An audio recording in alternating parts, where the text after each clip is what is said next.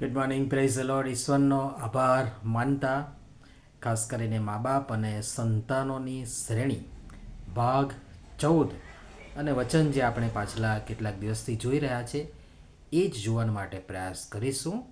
બાળકે જે માર્ગમાં ચાલવું જોઈએ તેમાં ચાલવાનું તેને શિક્ષણ આપ, એટલે તે વૃદ્ધ થશે ત્યારે તેમાંથી ખસશે નહીં.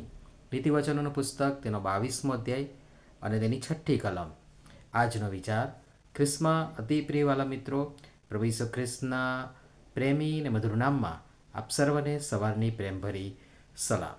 મેં ખાસ કરીને અમે કેટલાક દિવસથી વતનમાં છીએ અને ત્યાં નેટવર્ક અને આ બધા સાધનો જે જોઈએ શૂટિંગ માટે એ પણ પર્યાપ્ત નથી ને માટે કેટલાક દિવસથી મેસેજ બંધ છે અને માટે ક્ષમા કરશો. સલામ સાથે શુભેચ્છા પાઠવતા આવો આજનું વચન પર મનન કરીએ.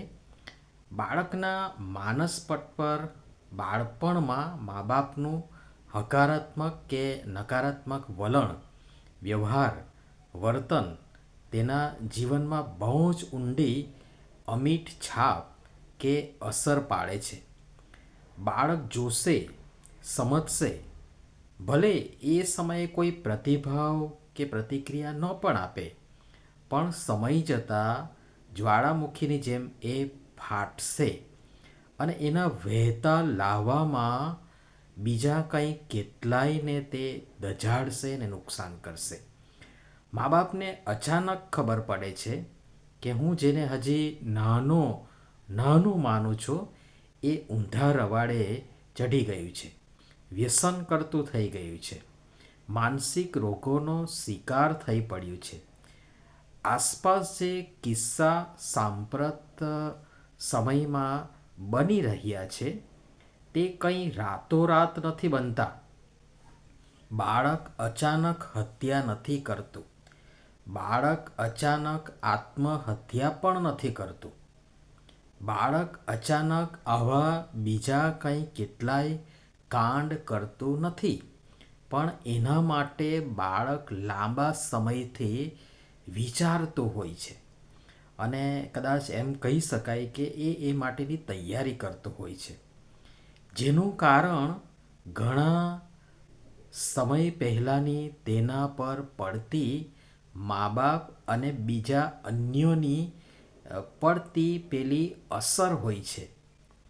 એ ક્રૂરતા, દુશ્મનાવટ, વેરઝેર, ઈર્ષા, અદેખાઈ, બદદાનત, બદ ઈરાદો, ક્રોધ વગેરે કરવાની દુષ્પ્રેરણા તેને ઘરમાંથી જ અથવા તેની આસપાસથી જ અથવા બીજા નજીકના વર્તુળમાંથી મળે છે.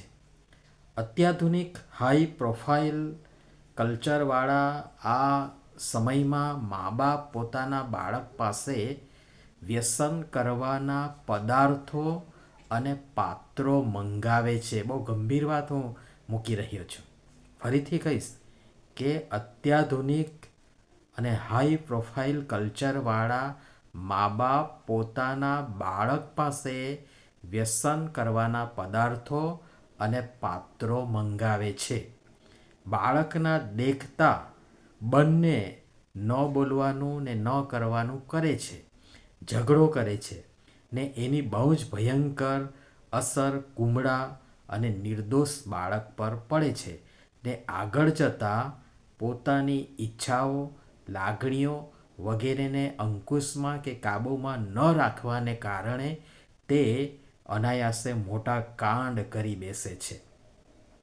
બાલ્યાવસ્થામાં, કિશોરાવસ્થામાં જ તે ચોક્કસ માર્ગમાંથી ભટકી જાય છે અને યુવાવસ્થામાં તો તે યોગ્ય માર્ગમાંથી ખસી જઈ ક્યાંનું ક્યાં નીકળી જાય છે અને પછી આપણે મા બાપ દોડાદોડ કરીશું તો એનો કોઈ મતલબ રહેતો નથી.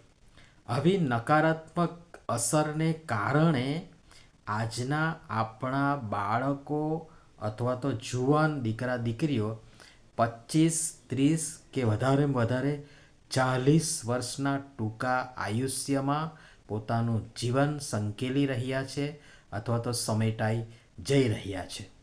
પણ વચન કહે છે તે મુજબ આપણે આ દિશામાં બહુ જ ગંભીરતાપૂર્વક પ્રાર્થના સહિત વિચારી આપણા એક એક બાળકને માટે તેમણે જે માર્ગમાં ચાલવું જોઈએ તેમાં ચાલવાનું શિક્ષણ આપવું પડશે.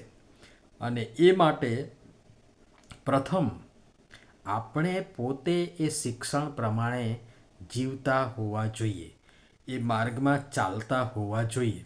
અને ત્યારે આપણું બાળક એ શિક્ષણ પ્રાપ્ત કરી જે માર્ગમાં તેમણે ચાલવું જોઈએ તેમાં તે ચાલશે.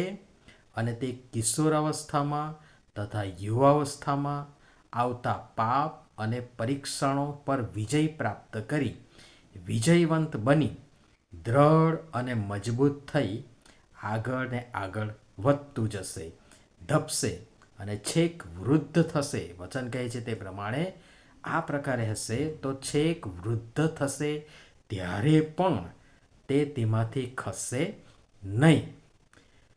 આ વિષય સંદર્ભમાં હજુ આપણે આવતીકાલે વધુ જોવા માટે પ્રયાસ કરીશું. પ્રભુ આપણ સર્વની સહાય તથા મદદ કરો. નમીએ પ્રાર્થના કરીએ. પ્રેમાળ પિતા, તમારા વચનમાં રહેલ બોધ અને શિક્ષણને માટે અમે તમારો આભાર માનતા અમારી જાતોને તમારી પાસે લાવીએ છીએ. અને મા બાપ તરીકે અમને સોંપેલ એક એક બાળકને માટે અમે સભાન બની ગંભીરતાપૂર્વક તેમનો તમારી ઈચ્છાની યોજનામાં, તમારા વચનોના શિક્ષણમાં તેમને ઉછેરવા અને તેમનું જતન કરવા કૃપા કરી આમ સૌની તમે સહાય તથા મદદ કરો. પ્રભુ ઈસુના નામમાં આમેન. ધન્યવાદ.